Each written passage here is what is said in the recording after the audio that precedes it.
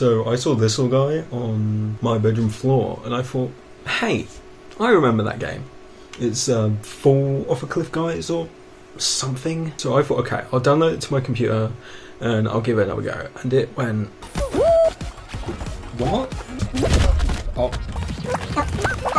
Dear. Oh, you wanker. Give me that back.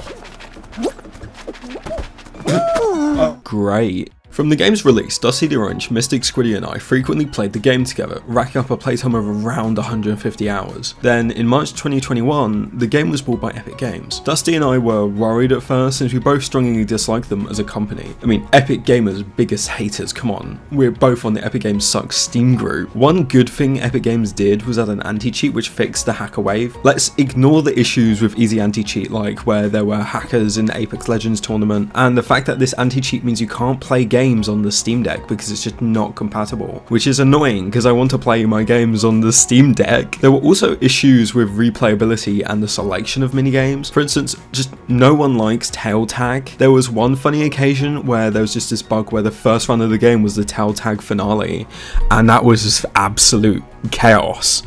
Wait, we're inside each other. Oh my god, we're inside each other. Did you just say are we inside each other? Wait, the game bugged! The game's bugged! How? Why are there so many people? This is the second round! If it exists a finale, it's the second round! There's so many people. Excuse me? What? Wait, what? This is the deciding round, and look how many people are left! This is not meant to happen! The second issue with Epic Games is that they made Fall Guys free, and once this decision was made, there was another hacker wave, because people who got banned could just make a new account and hack again. If you hack in multiplayer, delete your PC. Please, your parents just...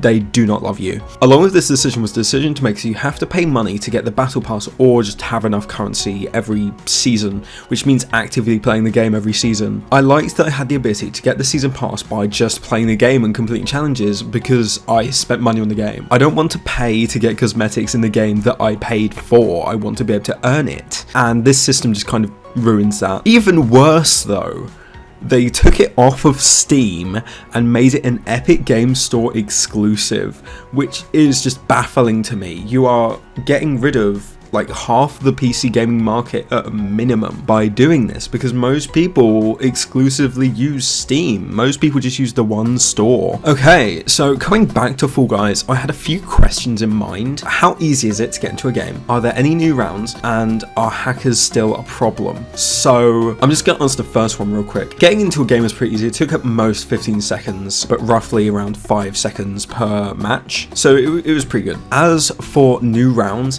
it's been at least a year and multiple season passes since I last touched the game. So I thought there just has to be new ones, right? And I want to know what the new ones are like. So I played 100 rounds of Fall Guys and I only experienced 2 stages that I hadn't before. These are Blast Lantis and Speed Slider.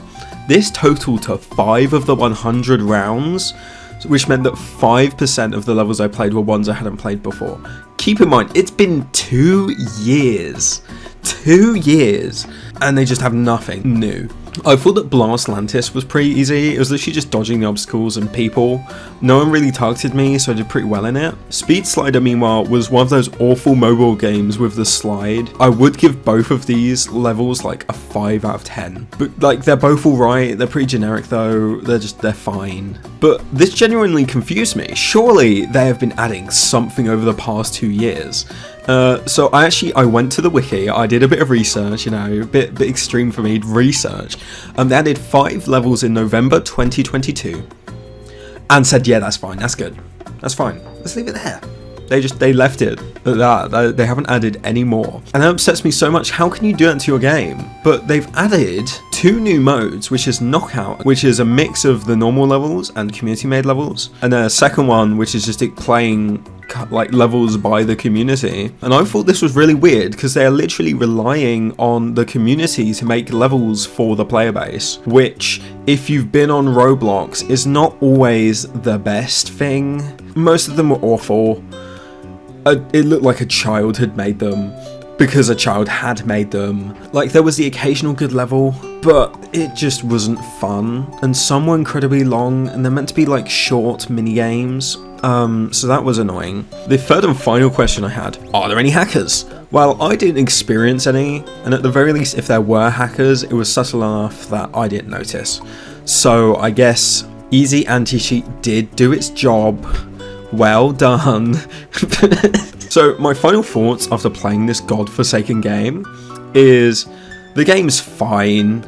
It's overly repetitive because of a lack of different rounds. There's no content since the end of 2022, and the devs are relying on the player base to make their game fun. Like, I genuinely don't think I would have enjoyed myself at all if I just hadn't taken a break. If I just kept playing Fall Guys, I would just be bored out of my mind. I would not be enjoying it. So the year and a half gap in between the last time I played Fall Guys and now definitely made it more bearable and more entertaining. But the game now, it just feels like a way to squeeze as much money as they can from children, and I would honestly much rather play the superior game, Stumble Guys. So thank you for listening to my TED Talk. I'm never touching Fall Guys ever again.